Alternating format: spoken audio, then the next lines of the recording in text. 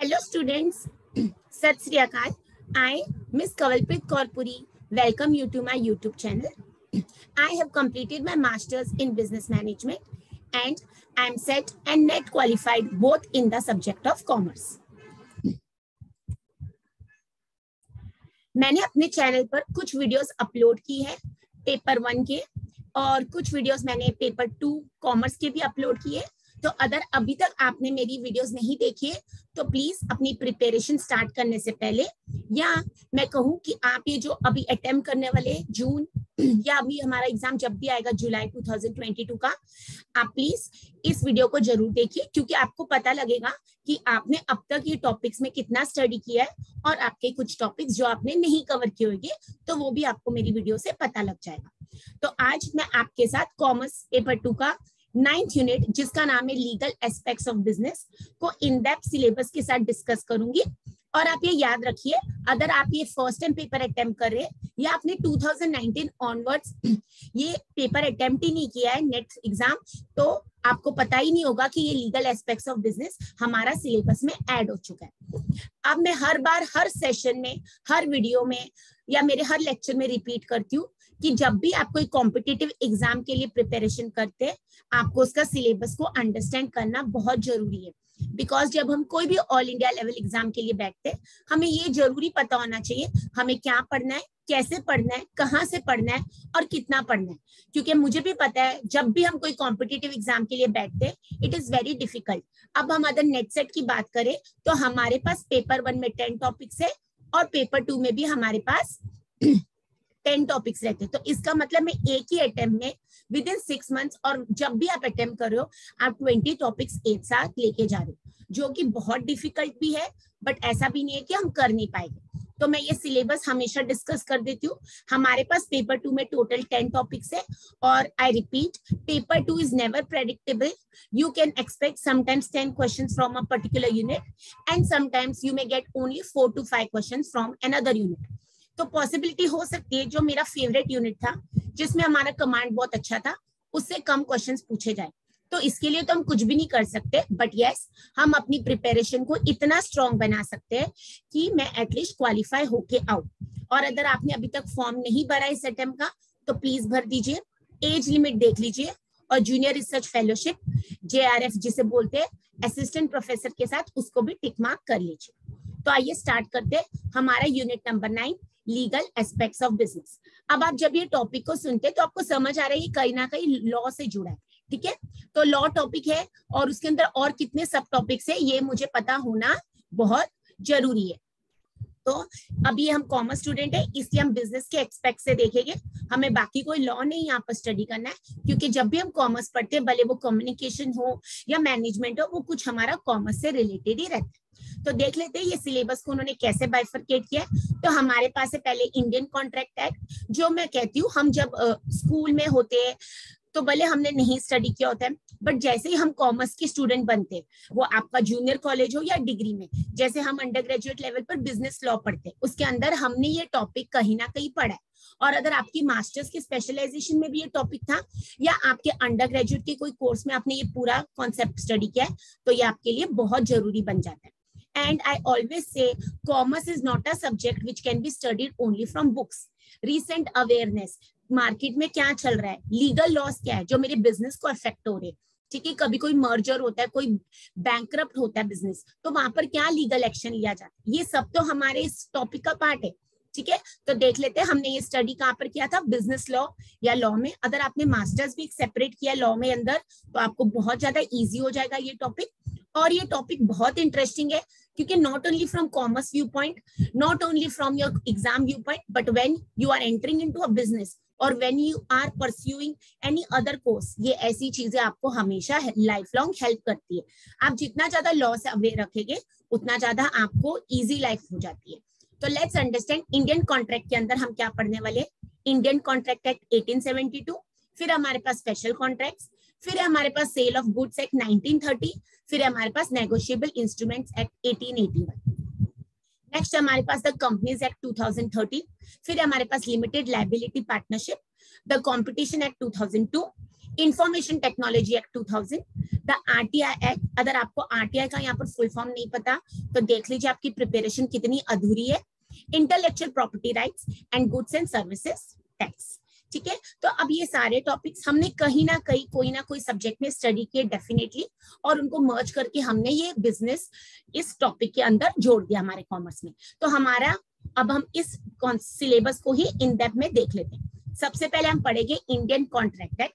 अब कॉन्ट्रैक्ट का मतलब देखिए, मैंने लिखा इंपॉर्टेंट टर्म्स, तो जैसे मैं बोलूं कॉन्ट्रैक्ट क्या है, वॉइड कॉन्ट्रैक्ट क्या है, या ऑफर क्या है, या प्रपोजल कहाँ है, ये सारे हमारी टर्मिनोलॉजी की जब हम बेसिक लॉ स्टार्ट करते कॉमर्स का। तो इंडियन कॉन्ट्रैक्ट कब आया? 1972 में। अब तक उसमें क्या चेंजेस हो चुके हैं, उसके अंदर कितनी पार्टीज होते हैं, क्या हम एसेंशियल्स ऑफ वैलिड कॉन्ट्रैक्ट पढ़े हैं, ठीक है, उसके अंदर क्या हम किसी को फोर्सफुली कॉन्ट्रैक्ट कर सकते हैं, क्या अगर आपने अपनी फ्रेंड को आज बोला कि हम मूवी चले गए और बाय चांस आपको कुछ इमरजेंसी आ गई और आप मूवी पर नहीं जा सके, तो ये आपकी पर्सनल फ्रेंडशिप में था, क्या मैं उसके ऊपर कोर्ट केस कर सकती हूँ? तो ये सारी चीजें हम कब समझेंगे? जब हम ये कॉन्सेप्ट को स्टडी करेंगे। ठीक है, और ये पूरा सिलेबस ऐसा है जिसमें कुछ हम कह सकते हैं स्टैटिक है, जैसे एक्ट जो चेंज नहीं होगी, और कुछ चीजें जो रेगुलर बेसिस पर चेंज होगी। तो हमें ये जानना जरूरी है कि हमें क्या पढ़ना है और कैसे पढ़ना है। तो elements of a valid contract के अंदर क्या आएगा? ठीक है, क्या मैं कह सकती हूँ हर कॉन्ट्रैक्ट एग्रीमेंट है या हर एग्रीमेंट कॉन्ट्रैक्ट? ऐसे क्वेश्चन आते हैं। एग्रीमेंट बनाने के पहले हमको क्या ध्यान रखना जरूरी है? Capacity of parties to contract. Can anyone enter into a contract? Can a minor enter into a contract? Can an unsound person or a person who has no money, ठीक है, liquidated party, क्या वो contract में enter कर सकती है? तो ये सारी चीजें हमें कब पता लगेगी? जब हम ये capacity of parties to contract को स्टडी करें। फ्री कंसेंट क्या होता है? क्या फोर्सफुली किसी से जबरदस्ती बोल सकते कॉन्ट्रैक्ट या अग्रीमेंट साइन करने को? अगर आपने कॉन्ट्रैक्ट साइन भी करी, क्या आपको वो ऑनर करना जरूरी है? In case if you don't honor that contract or agreement, what are the consequences? Discharge of a contract. Contract को हम कैसे फुलफिल करते हैं? क्या हमने परफॉर्मेंस दे दिया तब हमारा कॉन्ट्रैक्ट खत्म हो गया? क्या सपोज आप एक ऑर्गेनाइजर है, इवेंट ऑर्गेनाइजर, और आपने कोई रॉक स्टार को अपने शो पर इनवाइट किया था और वो सपोज उस दिन नहीं आ पाया, उसकी तबीयत खराब थी, तो हमारा तो लॉस हो गया। तो what are the remedies available for us? क्या हम उस कॉन्ट्रैक्ट को कुछ कर सकते हैं, उससे कंपेंसेशन मिल सकती है? तो ये सारी चीजें हमारी यहाँ पर आ जाएगी। डिस्चार्ज ऑफ कॉन्ट्रैक्ट कैसे होता है, कब नल एंड वॉइड हो सकता है, ठीक है, हमने कौन से तरीके से कॉन्ट्रैक्ट को फुलफिल किया या हम नहीं कर पाए। फिर ब्रीच ऑफ कॉन्ट्रैक्ट क्या होता है, ठीक है, क्या आपने किसी के साथ चीटिंग की, विश्वास तोड़ा, क्या आपने जो अग्रीमेंट में लिखा था वो फुलफिल नहीं किया, ठीक है, उसके रेमेडीज क्या है, उसकी कॉन्सिक्वेंसेस क्या है, कितनी पार्टीज होते हैं, ये सारे क्वेश्चंस हमारे यहाँ पर। हमें ये याद रखना है, हम यहाँ पर पर्सनल कॉन्ट्रैक्ट कुछ भी नहीं पढ़ रहे, हम जो भी पढ़ रहे हैं अपने बिजनेस लॉ रिलेटेड पढ़ रहे हैं। नेक्स्ट हमारे पास क्वासी कॉन्ट्रैक्ट्स, डेफिनेटली इस पर आपको क्वेश्चन आता है, ठीक है, क्वासी उसको क्यों बोलते हैं?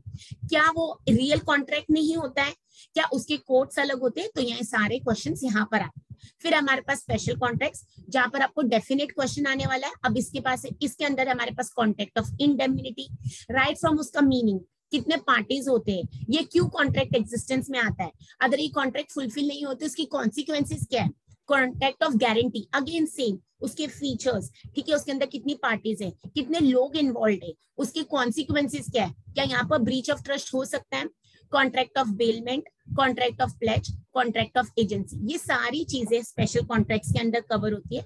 आपको सबके features, characteristics, provisions, consequences, benefits या कितने पार्टीज इन्वॉल्व है। सिंपल क्वेश्चन आ सकता है, कॉन्ट्रैक्ट ऑफ इंडेमनिटी कब फॉलो नहीं होता है, या बेलमेंट में कितनी पार्टीज है, या what is the difference between bailment and pledge, या एजेंसी हमारा क्यों कॉन्ट्रैक्ट एग्जिस्टेंस में आता है, या हम कब उसमें कोर्ट केस कर सकते हैं। तो ये सारी चीजें हमें कब पता लगेगी, कैसे क्वेश्चंस आ रहे हैं। आप जब भी कोई टॉपिक स्टडी कीजिए, देखिए 2019 में इंट्रोड्यूस्ड है, आपने कहीं ना कहीं इस टॉपिक्स को अपने बुक्स में पढ़ा ही होगा, अंडर ग्रेजुएट या पोस्ट ग्रेजुएट। हमको सिर्फ ये देखना है कि इस टॉपिक्स पर हमारे एनटीए नेट वाले हमसे क्या क्वेश्चंस फ्रेम करके पूछ रहे।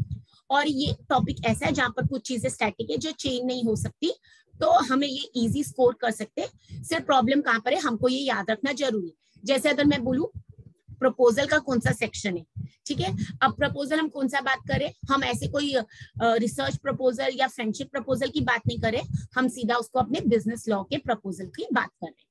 नेक्स्ट हमारे पास legal aspects of companies and firms, तो देख लीजिए आपको बिजनेस रिलेटेड फिर से कंपनीज एक्ट 2013, ये तो हम जब कॉमर्स को पहले दिन शुरुआत करते हैं तभी हमें ये एक्ट के बारे में पता लग जाता है। First it was 1956 and now it has been change to 2013। तो क्या चेंजेस आए, क्या पुराने क्वेश्चंस आ सकते हैं? ठीक है, कंपनीज का फॉर्मेशन होती है, कंपनी कितनी टाइप्स की होती है, कंपनी के फीचर्स, जैसे मैं बोलूं जॉइंट स्टॉक कंपनी, ठीक है, जॉइंट स्टॉक कंपनी में परपेचुअल सक्सेशन क्या है, जॉइंट स्टॉक कंपनी क्या चल सकती है, क्या जॉइंट स्टॉक कंपनी हमारे बिहाफ पर साइन कर सकती है, तो ये सब हमारे फीचर से ही कवर हो जाते हैं।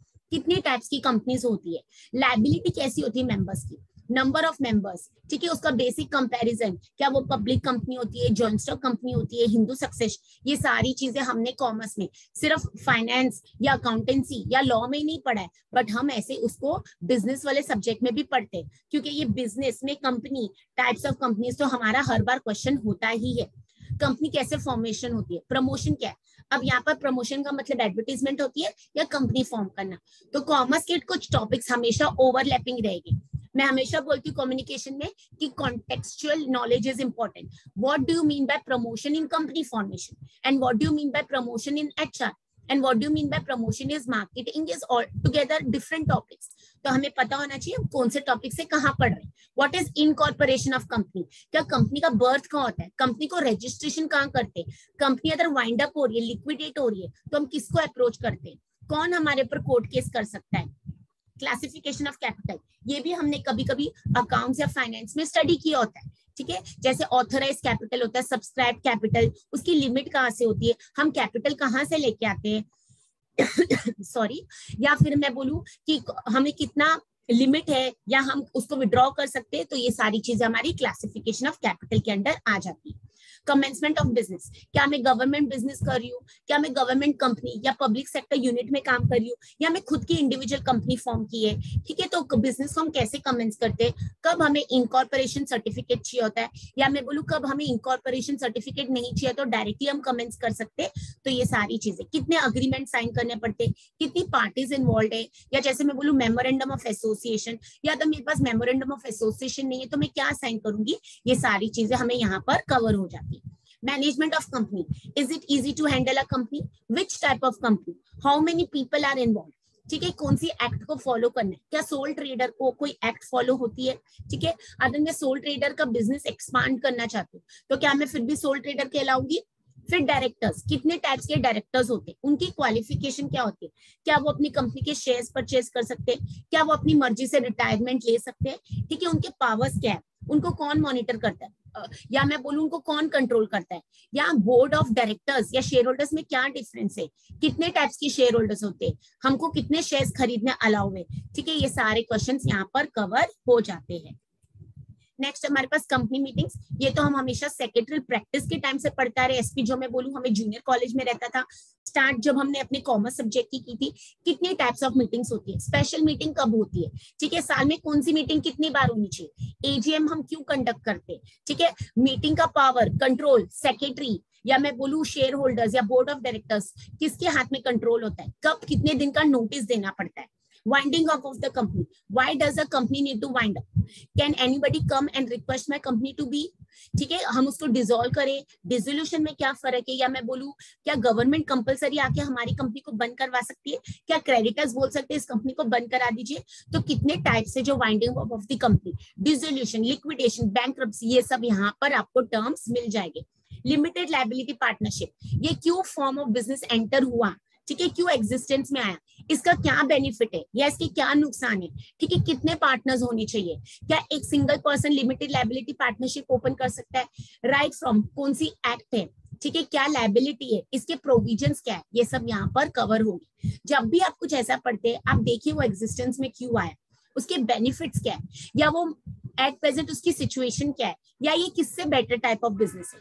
कॉम्पिटिशन एक्ट बहुत इंपॉर्टेंट, आपने इसको कभी ना कभी अपने कुछ कोर्सेज में हम पढ़ते हैं, जैसे नॉर्मल हम बिजनेस कम्युनिकेशन में पढ़ सकते हैं, क्या हमें पता होना चाहिए हमने कोई फाउंडेशन कोर्स के सब्जेक्ट में पढ़ा है, ठीक है, क्या मैं रेगुलर बिजनेस, अभी मैं बिजनेसमैन हूं तो ये क्या मुझे पता होना चाहिए। तो ठीक है, competition act, competition commission of India, जैसे अब मैं बोलूं एडवर्टीजमेंट आ रही है एक कंपनी, या मैं बोलूं एक प्रोडक्ट दूसरे के ऊपर ओपनली उसको डिफेम कर रहे, ये सब अलाउ है क्या, ठीक है। प्रीडेटरी प्राइसिंग क्या होती है, क्या हम कंपटीशन को वाइप आउट कर सकते हैं, ठीक है। तो ये सारी चीजें, कंपटीशन एक्ट, हमारा लीगल बिजनेस कैसे है, कौन सी चीजें प्रोहिबिटेड है, ठीक है, इसके अंदर बहुत सारे एग्रीमेंट्स आते हैं। What is abuse of dominant position, ठीक है, अग्रीमेंट कैसे कर सकते हैं, क्या हम मार्केट को कैप्चर करने के लिए अपने सारे छोटे कॉम्पिटिटर्स को मार्केट से आउट कर सकते हैं, ठीक है। तो ये सारी चीजें कहाँ कवर हो रही है, कॉम्पिटिशन है। And trust me, this subject is going to help in the long term, because हम सारे कॉमर्स वाले स्टूडेंट्स आके जाके बिजनेस खोल ही सकते हैं, और हमारा ये बेसिक नॉलेज होनी बहुत जरूरी है। फिर हमारे पास इंफॉर्मेशन टेक्नोलॉजी एक्ट 2000, तो right from match the column. अब देखिए कितनी सारी एक्ट्स हमने देख ली, यहाँ पर हमको डायरेक्ट क्वेश्चन आ सकता है, आईटी एक्ट कब आई, उसको डिफिकल्ट बनाने के लिए डेट मंथ भी पूछा जा सकता है, ठीक है। एट प्रेजेंट ये सिचुएशन क्या है, हमारा आईटी कोई मिनिस्टर होता है क्या, ठीक है, ये सब आपको न्यूज़पेपर से ही पता लगा। अब जितना ज्यादा हम ऑनलाइन चीजें कर रहे हैं, जैसे आप पढ़ोगे न्यूज़पेपर में साइबर अटैक्स हो रहे हैं, ठीक है, अब किसी ने किसी का डिजिटल सिग्नेचर चुरा लिया या हैकिंग हो गई, ठीक है, इसके अंदर क्या प्रोविजंस अवेलेबल है, आईटी एक्ट क्या कवर नहीं कर सकती, क्या उसमें सर्विसेज कवर्ड है, क्या अगर हमारे साथ कुछ फ्रॉड हो गया हम किसको अप्रोच करेंगे, तो ये सारी तो आजकल कॉमन चीजें हो गई। राइट टू इन्फॉर्मेशन एक्ट, अब ये आरटीआई जो मैंने आपको बोला था, अगर आपको फुल फॉर्म नहीं, ये तो मैंने कभी बिजनेस कम्युनिकेशन के सब्जेक्ट में भी पढ़ा हुआ है, ठीक है। अगर आप अंडर ग्रेजुएट के फर्स्ट ईयर को देख तो वहां से ये स्टार्ट होता है, हमको ये राइट टू इन्फॉर्मेशन रखना बहुत जरूरी है। क्या मैं गवर्नमेंट को पूछ सकती हूँ कि हमारा पैसा कहाँ जा रहा है, कहाँ यूटिलाइज हो रहा है, क्या हम पीआईएल फाइल कर सकते हैं। अब पीआईएल क्या होता है, पब्लिक इंटरेस्ट लिटिगेशन। आरटीआई के अंदर क्या ऑब्जेक्टिव्स है, क्या प्रोविजंस है, ठीक है। अगर मुझे कुछ इन्फॉर्मेशन चाहिए तो मुझे लेटर किसको एड्रेस करनी है, ठीक है, यहाँ पर कौन इन्फॉर्मेशन ऑफिसर अवेलेबल होगा, क्या मैं कॉलेजेस को कुछ राइट टू इन्फॉर्मेशन के अंदर पूछ सकती हूँ, क्या मैं गवर्नमेंट को क्वेश्चन कर सकती हूँ, क्या हमें कितने दिन में आंसर आना चाहिए, और अगर उन्होंने मेरी हेल्प नहीं की तो मुझे किसको अप्रोच करना है, कितने दिनों में, ठीक है। लाइफ एंड अदर मैटर हो डेथ का तो कितने दिन में उनको आंसर करना है लेटर को हमारे। तो ये सारी चीजें आती है हमारे पेपर में, और अगर आप 2019 ऑनवर्ड्स का ये सब्जेक्ट देखेंगे पेपर तो आपको पता लग जाएगा किस टाइप के क्वेश्चन आ रहे। फिर हमारे पास इंटेलेक्चुअल प्रॉपर्टी राइट्स। अब आपको पता होना चाहिए हमारी ये क्रिएशन होती है माइंड की, ठीक है, ये कोई विजिबल चीज नहीं है। Patents, trademarks, copyrights. अब पेटेंट्स और ट्रेडमार्क्स में क्या डिफरेंस है, हम कितने साल के लिए पेटेंट्स ले सकते हैं, या कॉपीराइट कहाँ पर अवेलेबल है। अब अगर मैं बुक ऑथर कर रही हूँ तो उसमें कॉपीराइट लगता है कि पेटेंट लगता है, पेटेंट की एक्ट है क्या है, उसका प्रोसेस किधर है। अगर कोई मैं पेटेंट कर रही हूँ उसमें क्या नोवेल्टी होनी चाहिए, ठीक है, क्या हम कोई जूनी चीज को उठा के पेटेंट कर सकते हैं, हमें पेटेंट करना है तो किसको अप्लाई करना है। अब हमारे फॉरेन कंट्रीज के साथ बहुत सारे कॉन्ट्रैक्ट्स है, अग्रीमेंट्स है, ठीक है, क्या मैं उनके साथ ये पेटेंट का कुछ कर सकती हूँ, क्या मैं फॉरेन कंट्री में जाके ट्रेडमार्क रजिस्टर कर सकती हूँ। ट्रेडमार्क क्या होता है, रजिस्ट्रेशन नंबर क्या होता है, क्या उसका कोई सिंबल होता है, कौन सी एक्ट है, कितने साल के लिए हमें कॉपीराइट है, ठीक है। अगर मैंने कुछ अदर ऑफिस में काम किया और मैंने उसके लिए कॉपीराइट क्लेम किया, क्या उस पर मेरे ऑफिस का राइट है। तो ये सारे क्वेश्चंस हमारे यहीं पर कवर हो जाए। तो राइट फ्रॉम एक्ट, उनका मीनिंग क्या है, दोनों में डिफरेंस क्या है। तो जब भी आप कोई कॉन्सेप्ट पढ़े देखिए उसको किससे कंपैरिजन कर सकते हैं, क्वेश्चंस कैसे फ्रेम हो रहे हैं। हम एक क्वेश्चन पढ़ते हैं बट मैं हमेशा बोलती हूँ उसके अंदर हम 4 कॉन्सेप्ट्स को पढ़ लेते। अभी प्रेजेंटली क्या इमर्जिंग इश्यूज है, इंटेलेक्चुअल प्रॉपर्टी, ठीक है। इंटेलेक्चुअल प्रॉपर्टी का क्या डिफरेंस है, मैं अगर बोलूं मोटर कार, क्या मोटर कार इंटेलेक्चुअल प्रॉपर्टी है, no it is a good, ठीक है। अभी सर्विसेज क्या होती है, इंटेलेक्चुअल प्रॉपर्टी में क्या डिफरेंस। या अगर आप बिजनेस एनवायरनमेंट और इंटरनेशनल बिजनेस पढ़ते हैं वहां पर भी हमारे WTO के एग्रीमेंट्स में कवर हो जाए। तो देखिए हमारा कॉमर्स कैसा टॉपिक है जो हर सब्जेक्ट से जुड़ जाता है। तो आपने कहीं ना कहीं कुछ टॉपिक कवर किया है तो वो यहाँ पर आपको बेनिफिट देगा। नेक्स्ट हमारे पास सेल ऑफ गुड्स एक्ट, ठीक है। अब हम कॉमर्स के स्टूडेंट्स हैं तो डेफिनेटली क्या ये एक्ट में कुछ मॉडिफिकेशन हुआ है, कुछ चेंजेस हुए। सेल और अग्रीमेंट टू सेल में क्या डिफरेंस है, क्या मैंने आज सुबह आपको ऑर्डर प्लेस किया और शाम को मैं आपके पास लेने आई तो आप बोलेंगे हमने वो ऑर्डर किसी और को डिस्पैच कर दिया, ठीक है। What is doctrine of caviar tempter, क्या हम अपने कस्टमर्स को उल्लू बना सकते हैं, क्या हम कस्टमर्स के हक छीन सकते हैं, ठीक है, क्या सेलर्स को पूरा राइट है। तो ये सारी चीजें जैसे जैसे पहले एक टाइम पर कस्टमर्स के साथ गलत तरीके से सेलर्स बिहेव करते थे, ठीक है, चीटिंग करते थे। अभी जैसे MRP क्या होता है, क्या MRP के ऊपर का प्राइस हम चार्ज कर सकते हैं, कुछ गुड्स अदर डिफेक्ट हो बट अदर सर्विसेज में डेफिशिएंसी है तो क्या करेंगे, किधर अप्रोच करेंगे, कंज्यूमर प्रोटेक्शन एक्ट। तो देखिए भले कंज्यूमर प्रोटेक्शन एक्ट हमने पढ़ा था business environment and international business में, तो कहीं ना कहीं वो लॉ से भी तो जुड़ा हुआ है। तो देखिए सब्जेक्ट्स कैसे ब्यूटीफुली एक दूसरे से रिलेटेड है। अगर हमारे साथ किसी ने चीटिंग की तो अनपेड सेलर, ना हु इज अनपेड सेलर, ठीक है, उसको अनपेड सेलर क्यों बोला जाता है। राइट्स ऑफ बायर क्या है, क्या अगर हमारा शिपमेंट चल चुका है ऑलरेडी हम उसको रुका सकते हैं, ठीक है, हमारा शिपमेंट में कार्गो जा रहा था, हमारा गुड्स हमारे वहां पर डिस्ट्रॉय हो गए या वहां पर कुछ अटैक हो गया, तो हम क्या क्लेम कर सकते हैं? तो ये सारी चीजें हमारी सेल ऑफ गुड्स एक्ट में कवर हो जाती है।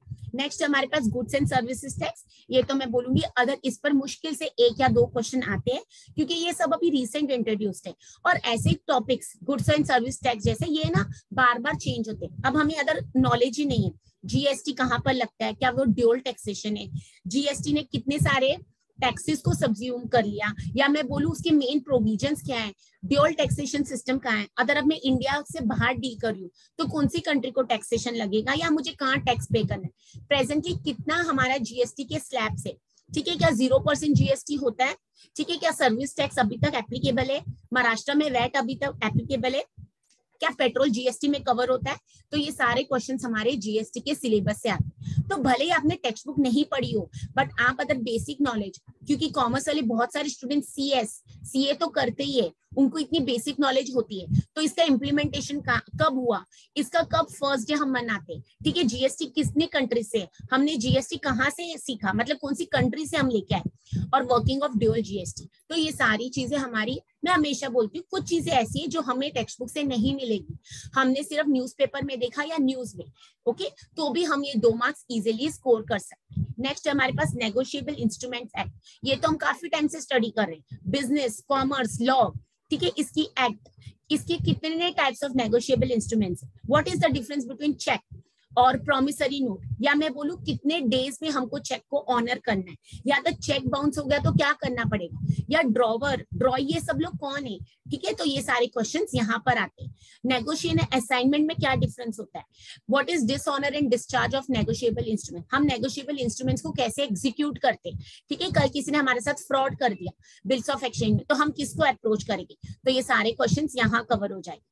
तो आप देखिए हमारे सिलेबस में कितनी सारी एक्ट्स है, इसके अंदर कितने सेक्शंस होंगे, हम कैसे याद रखेंगे, अब हम लॉयर तो है नहीं, हमने लॉ की स्टडी तो की नहीं है, बट यस ये बेसिक तो हमें आना ही चाहिए, ठीक है। अब वो क्या कर सकते हैं एनटीए वाले, डायरेक्ट एक पूरा मैथो कॉलम बना लेते हैं जिसमें हमारे सारे ईयर्स कवर हो जाते हैं, कभी कभी सेक्शंस कवर हो जाएंगे, कभी इसको टैक्सेशन से जोड़ देंगे, कभी इसको बिजनेस एनवायरनमेंट से जोड़ देंगे। तो जब भी आप कोई टॉपिक पढ़िए आप देखिए आप क्या कवर कर रहे हैं, आपने उसमें कितना स्टडी किया इन डेप्थ, छोटा सा एक नोट बना लीजिए आरटीआई, उसमें सब कवर कर लीजिए, कब एग्जिस्टेंस में आया, कब हम आरटीआई कर सकते, कब हम आरटीआई नहीं कर सकते, ठीक है, तो उसमें उसके ऑब्जेक्टिव्स, प्रोविजंस, डेज, ठीक है, बहुत सारे क्वेश्चंस आते हैं। जैसे आरटीआई का सिंपल, कब आरटीआई एग्जिस्टेंस में आया था, कौन सी डेट, अब कभी कभी डेट्स अलग होती है, आया एक दिन फॉलो किसी दिन और हुआ, ठीक है, कौन से गवर्नमेंट के टाइम वो आया, या एट प्रेजेंट उसका सिचुएशन क्या है, कोई अमेंडमेंट हुआ है, तो ये सारे क्वेश्चंस हमारे आते ही आते। तो ये ऐसा टॉपिक है जो हम बिजनेस,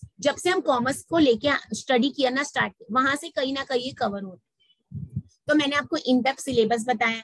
अब आप देखेंगे इसमें इंडियन कॉन्ट्रैक्ट एक्ट कवर हो गया, स्पेशल कॉन्ट्रैक्ट्स कवर हो गए, सेल ऑफ गुड्स हो गए, ठीक है। जब आप देखिए स्पेशल कॉन्ट्रैक्ट्स पढ़ रहे हैं तो आपको पता होना चाहिए गारंटी और बेलमेंट में क्या डिफरेंस है। सेल ऑफ गुड्स एक्ट आप पढ़ रहे हैं, आपको मीनिंग पता होना चाहिए, लॉ पता होना चाहिए, नेगोशिएबल इंस्ट्रूमेंट्स में कितने टाइप्स है, दोनों के क्या डिफरेंस है, या ऐसा क्वेश्चन आ सकता है इनमें से आप बताइए कौन सा नेगोशिएबल इंस्ट्रूमेंट नहीं है।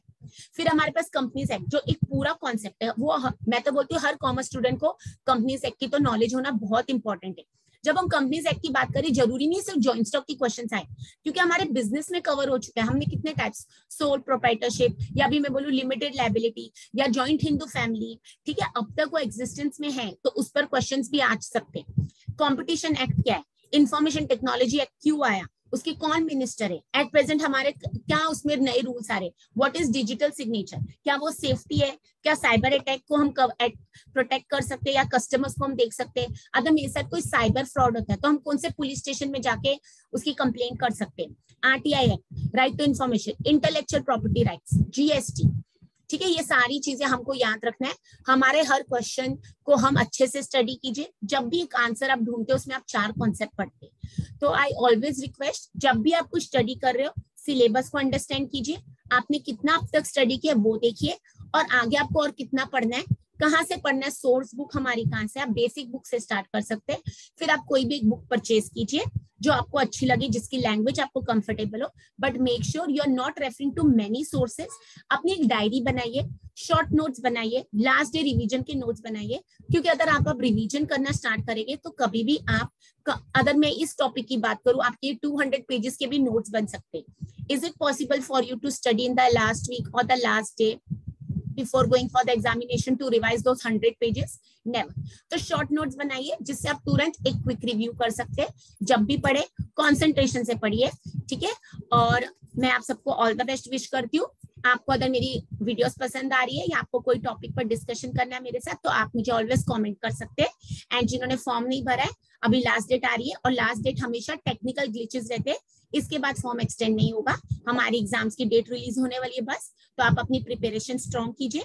अगर आप ये अटेम्प्ट दे रहे हैं तो ये मेरी वीडियोस आपको हेल्प करेगी बताने के लिए कि आपको कितना स्टडी करना और क्या स्टडी करना। और अगर आप ये फर्स्ट टाइम अभी प्रिपरेशन स्टार्ट करें तो डेफिनेटली सिलेबस की बहुत आपको हेल्प हो जाएगी।